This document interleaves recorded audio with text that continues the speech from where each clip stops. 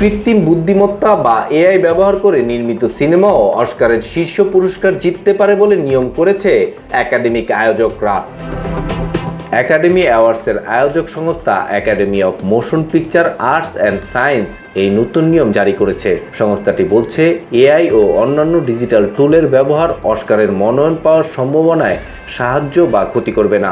Oscar বিজয়ীদের বাছাইয়ের সময় মানুষের সম্পৃক্ততার বিষয়টিও বিবেচনা করবে তারা। এছাড়াও এই ঘোষণায় আরও কিছু নিয়ম পরিবর্তন করেছে একাডেমি, যার মধ্যে রয়েছে একাডেমিক সদস্যদের এখন থেকে প্রতিটি বিভাগে মনোনীত সকল সিনেমা দেখতে হবে, যাতে চূড়ান্ত রাউন্ডের ভোটে অংশ নিতে পারেন তারা। আর তাদের এই ভোটই বাছাই করবে অস্কার পুরস্কার জয়ীদের।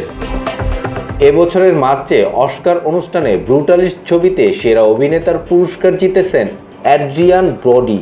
এরপরেই সিনেমাতে এআই ব্যবহারের বিষয়টি আলোচিত হয়ে ওঠে।